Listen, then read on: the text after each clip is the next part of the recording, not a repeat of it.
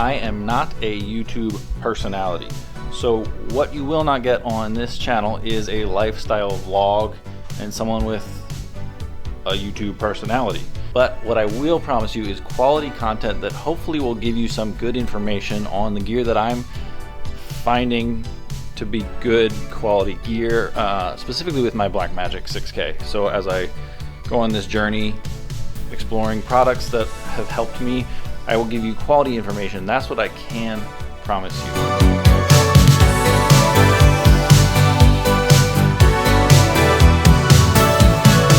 I've been getting several questions lately about, should I buy the Blackmagic 6K or 4K, or should I just stick with my mirrorless? I've also been getting a lot of questions as to when should I use my Blackmagic, or when should I use my mirrorless, or when should I use a GoPro or an iPhone? These are all really good questions, and I've come to learn which situations to use which camera, having a lot of different options lately. First off, I want to go through the cameras that I have and why I bought them. Starting with the A7R III. So I bought this camera because it's a great middle ground. It's got 42 megapixel stills as well as amazing 4K video at 30 frames. I've said this a lot before. This is just a powerhouse camera. I love this thing and I use it for a lot of different things. And price point about $3,400, brand new when I got it. You can get it cheaper now, but really a powerhouse camera. Sony a6600, another powerhouse, crop sensor powerhouse camera, smaller body, still a really good feel to it, but the image quality is phenomenal. That it is a crop sensor, yes, but still shoots 4K 30 frames, 24 megapixel stills in a smaller compact body. I usually have a smaller lens on this as well, so that it's better suited for small spaces. But it's basically the little brother to the A7 series with a crop sensor. And now Sony has announced their new full frame small body mirrorless cameras, which are amazing, I'm guessing. But I really like this because it's so compact and I can use this in those situations. The Blackmagic 6K, I bought this because I wanted to take my production to another level, getting the flexibility of 6K 50 frames per second, as well as raw. Yeah, just take my production to the next level with a higher dynamic range, better frame rates, better resolution, kind of future-proof. It's not going to be obsolete in a year's time. So I really like this thing. It is a beast, but the image quality is excellent and your clients see that camera and they're like, whoa, this guy's legit. So there's that end too. But overall, for the price, $2,000, less than $2,000 now for the body itself, this is a no-brainer. And we'll go into a little bit more. If you missed it, I did give a brief video on why I think you should switch to Blackmagic, and I'll put a link up here. Go watch that, but we're gonna go into which scenarios should you use the Blackmagic for, or the Sony or the GoPro, etc. The GoPro Hero 5 Black. This is an old version of the GoPro now. I think they're on 9 now or something. And the reason I bought it, I didn't buy this actually.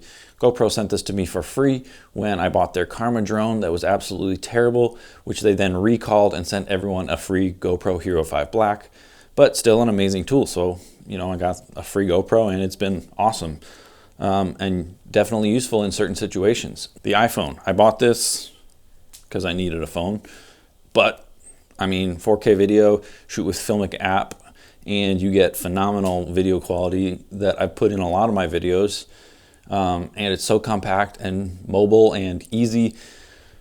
Pull it out anytime you need, and it's just pretty much an amazing tool. Something a YouTuber said one time really struck me. This was years ago, and it's a well-known YouTuber that a lot of people follow. And he said, he might have actually been quoting someone else, but he said, whatever tells the story best is the best tool for the job. And I 100% agree. If you're in a situation that requires the iPhone or a GoPro, use the GoPro. You can't, take the Blackmagic. You can't take that rig onto an airplane while you're traveling. You just can't do it.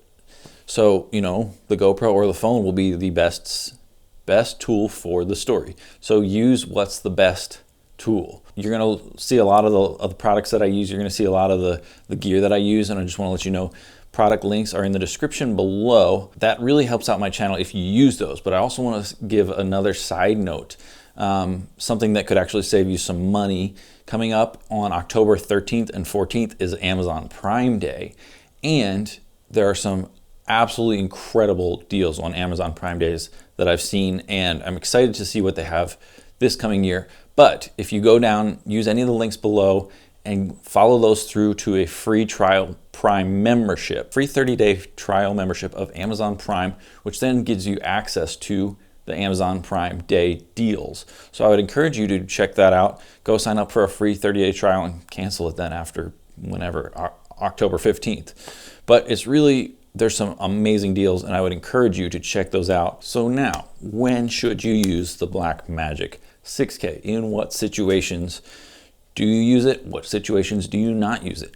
Now, like I said, there's one situation right there. Traveling is a good situation not to use it. Traveling, number one, taking that thing, to try and take that thing, you know, I could break that down into a smaller setup. I did a video about that, but to bring that actual rig so you have longer battery life, better, you know, internal storage space options, it's not practical to bring that thing traveling with you. So there's a situation that you wouldn't use it.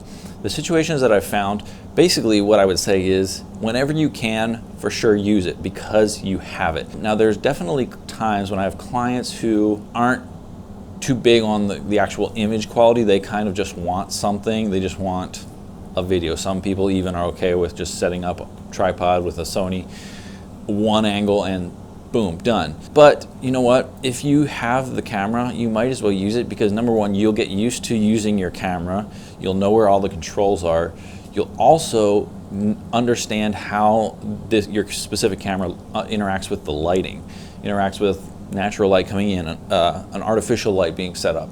You'll learn how your camera interacts with the lighting sources and how to adjust properly. So I would say use your Blackmagic as often as possible. Now, when should you not use the Blackmagic?